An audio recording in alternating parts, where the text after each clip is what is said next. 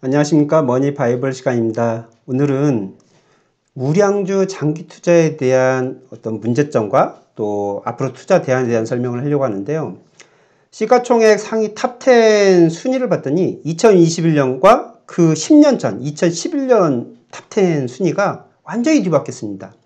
10년 전에 10위 안에 들었던 기업 중에서 지금 현재 10년이 지난 지금 현재 10위 안에 들어있는 기업이 단 3기업밖에 남아있지 않고 나머지 7기업은 완전히 바뀌어버렸다.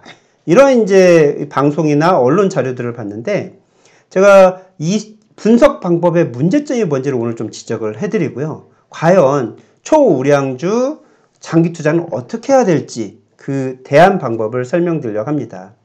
화면을 보시면 지금 현재 탑10과 10년 전의 탑10 기업들을 보면은요. 삼성전자, 현대차, LG화학만이 10년 전에도 10위 안에 들었고 지금도 10위 안에 들었습니다. 나머지 기업들은 다 어디로 갔느냐? 사실 굉장히 궁금하죠. 그래서 많은 사람들이 야, 초우량주도 이렇게 10년 동안이나 투자했는데 탑10에서 벗어날 정도라면 어떤 기업에 투자해야 되느냐? 초우량 기업에 투자하는 게 맞지 않다. 또 10년 동안이나 장기 투자했는데도 이런다면 장기 투자는 과연 옳은가? 이거에 대한 의문을 갖고 있습니다.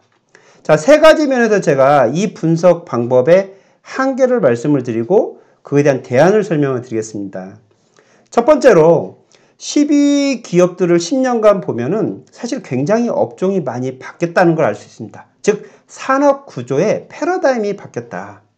그래서 12 기업이 전체적으로 바뀐 경향은 있는데 그렇다고 해서 이거는 상대적인 순위가 바뀐 것이지 그 10위 안에 있는 기업들이 절대적으로 가치가 없어졌다. 이렇게 말하기는 굉장히 어렵습니다.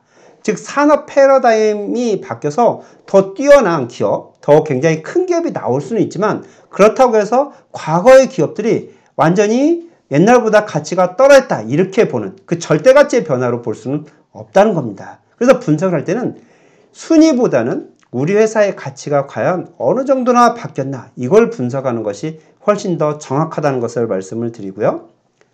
그래서 제가 수익률을 직접 분석을 해봤습니다. 10년 동안 10년 전에 10위 안에 들었던 기업들의 수익률을 분석을 해봤더니 사실 놀랍게도 이것도 충격적이었습니다. 삼성전자와 LG화학만이 기대하는 수익률 이상을 벌어들였고요. 나머지 8개 기업들은 거의 대부분이 마이너스였습니다. 여기에서 본다면 사실 좌절감을 느낄 수가 있겠죠. 야, 저런 초우량 기업을 10년이나 투자했는데 마이너스다. 그러면 누가 초우량 기업에 투자하고 누가 10년이나 투자하겠습니까? 이 10년 동안 장기 투자한다는 것도 굉장히 어렵거든요. 그런데 이 분석의 한계점은 뭐냐? 10년을 장기 투자라고 전제를 하고 분석을 한 겁니다. 실제 장기 투자는 기간 개념으로 딱 얘기하기는 좀 어려운 면이 있어서 제가 다음 영상에서 설명을 다시 드릴 건데 10년, 20년 또는 평생을 투자하는 것을 저희는 장기 투자의 어떤 기간 개념의 범위로 봅니다. 즉 20년 또는 30년 이상을 투자할 수도 있는 겁니다. 제가 그래서 20년 정도의 수익률을 한번 분석을 해봤어요. 그랬더니 정말 놀랍게도 10위 안에 있는 기업들이 전부 다 정말 엄청난 수익을 거둬들였다는 것을 알 수가 있습니다. 거의 몇 배 이상 또는 몇십 배 이상을 벌어들인 걸 알 수가 있는데 최근 10년 동안 마이너스를 기대했던 그런 업종들도 회사들도 그 이전에 2001년부터 2011년 사이에는 굉장히 높은 수익률을 거뒀다는 겁니다. 그래서 그 이전에 엄청난 수익률을 거뒀기 때문에 그걸 조정하는 그런 과정이 10년 동안 있었다고 보이는 것입니다. 그래서 20년 동안 투자한 결과는 몇십 배 이상의 수익률을 거뒀다는 거죠. 그래서 우리가 장기 투자는 단지 10년의 기간이 아니다. 그 이상 또는 제가 강조하는 것은 평생 동안 투자를 해야 된다.